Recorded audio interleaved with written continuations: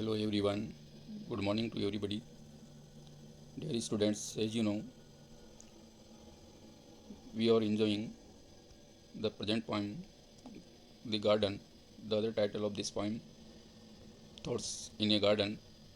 This poem was composed by Andrew Marvell, who was a great metaphysical poet, a great politician, and a public man during 17th century in England. This poem is highly remarkable and admirable for its metaphysical features, romantic features, and classical features. About we have studied 80 stanzas of this poem already, and now we are going to study 9th and 10th stanza of this poem. In foregoing stanzas and in opening stanzas of this poem, Marvell tells us that the worldly people are vainly working hard for getting the inferior virtues on earth, which is symbolized by the palm tree, oak tree, and laurel tree. We are so like for these for getting these honors, we are wasting our time and our labor uselessly, because these honors are not permanent and they never provide us complete peace of mind and soul and complete satisfactions and even innocence. So he says that we shouldn't run after these worldly honors and inferior honors in our life.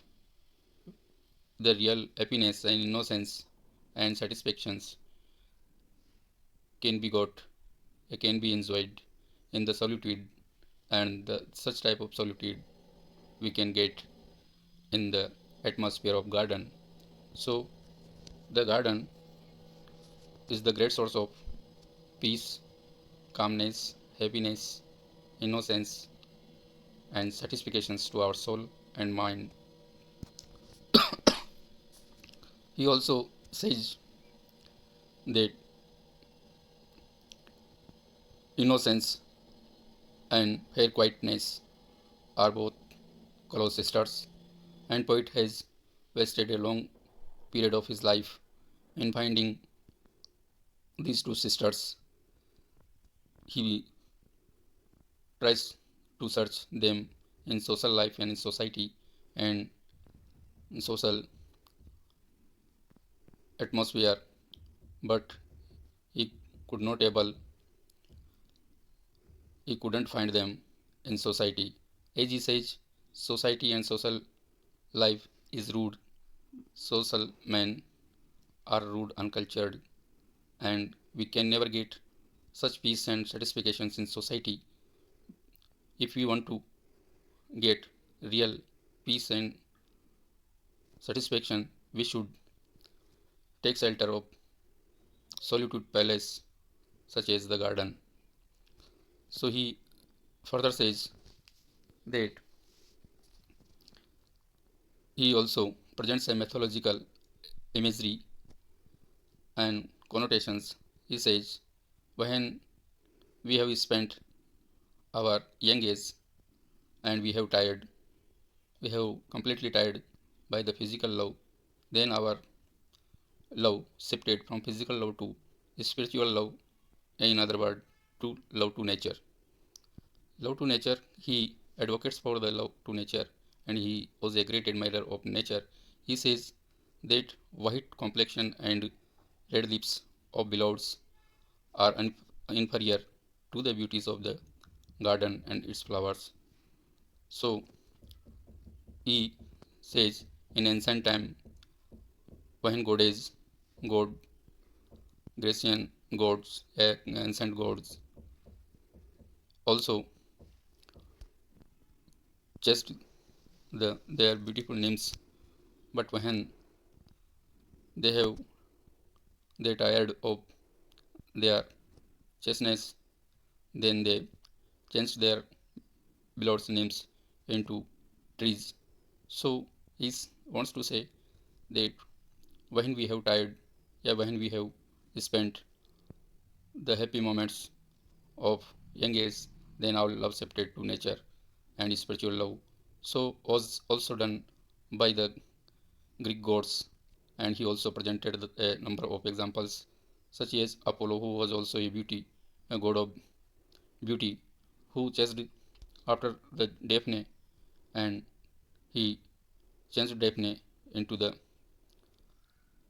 trees, and such type of like this, the god Pan, who is also known the god of forest, he also chased the nymph named Syrinx, who was the goddess of mountain, and then Pan changed this nymph into the tree of reed. So he says, and he presents a number of examples, and he draws an sensual imagery before us. In these lines, first we read this stanza and try to understand means of this stanza. What wondrous life in this I lead, ripe apples drop about my head, the luscious cluster of the vine upon my mouth do crush their wine. As you know, dear students, Marvell has composed this stanza into heroic couplets, and there are two lines in a heroic couplet, and both rhyme scheme is same, such as we can see lead, head, wine, wine, and each line is also composed in iambic tetrameter. And so, in this stanza, poet presents the happiness which he feels in the garden, and this garden may be com- compared to the Garden of Eden, in which Adam, who is also known the first man of humanity in the world, and Adam and Eva. Have you ever listened the story of Adam Eva? Adam Eva were also known as the first couple of human race, and this garden is also compared to the Garden of Eden, and poet himself compares himself to the Adam. So he says, "What wondrous life in this I lead." He says, "What a happy life he lead in this garden." It means he is so happy and so satisfied and feels quietness in this beautiful garden. He says, all around what he feels and what he sees, there are flowers and juicy fruits, and these flowers and juicy fruits make this garden more beautiful and like the Garden of Eden. Ripe apples drop about my head. All around the poet there were the ripe apple trees, and ripe apple trees and trees who are adorned, yeah, who are loaded with ripe apples, and these ripe apples drop, yeah, hanging over his head. Poet is standing in the middle of the garden, and there are apple trees, and on the trees ripe apples are hanging upon his over his head, and the luscious cluster of the wine upon my mouth do crush their wine, the loosest cluster of the wine, loosest delicious clusters group of wine, grapes, creeper. Wine means angur, creepers of angur की लता है, and the loosest delicious, and the clusters groups, the clusters of delicious wine upon my mouth do crush their wine, the creepers of wine plants, the trees, crushes the delicious wines in on his mouth. Wine means a type of drink, exotic drink. So wine means sarab, and wine is also made of ripe grapes. So he wants to say that the creepers of wines, also crushes, also crush the delicious wines, grapes, in the form of wine on his mouth.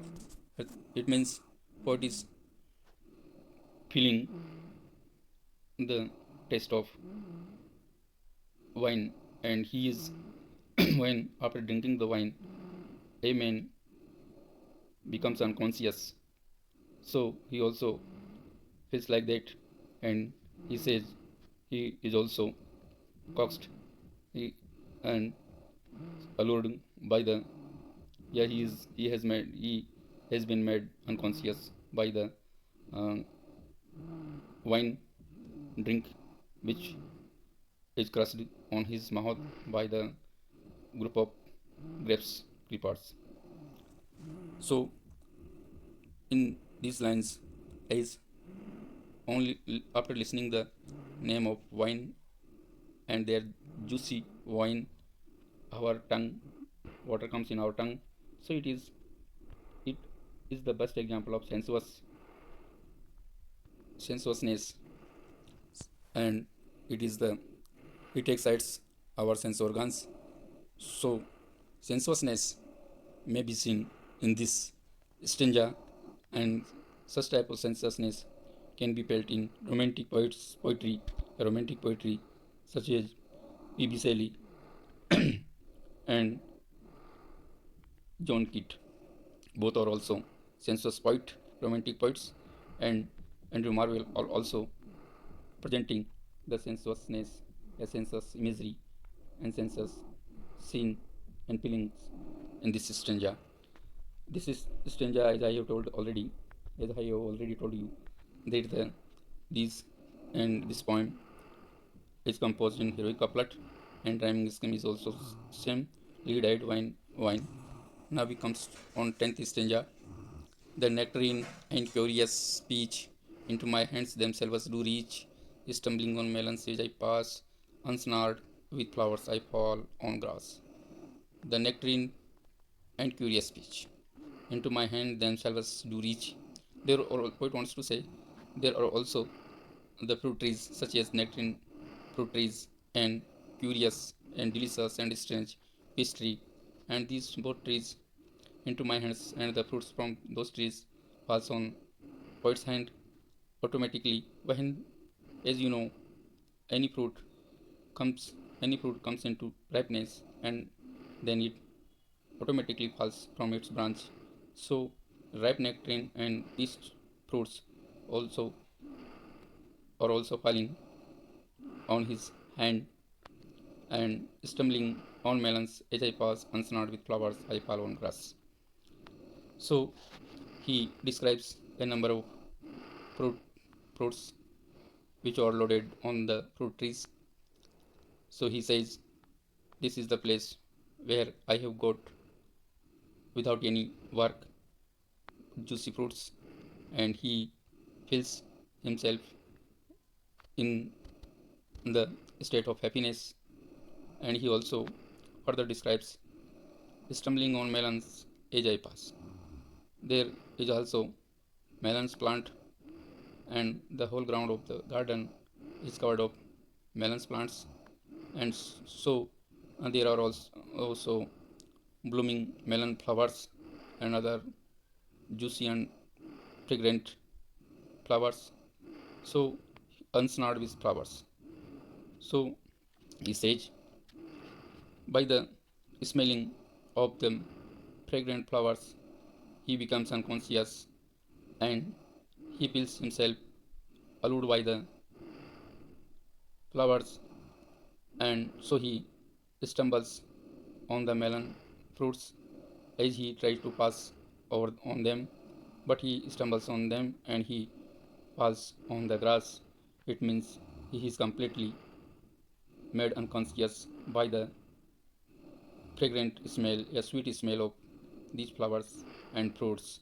So he wants to say this is the palace of this is the place of like Eden Garden, and such as like Adam, he was also Adam was also ensnared, allured by the forgotten fruit which was denied by the god not to eat.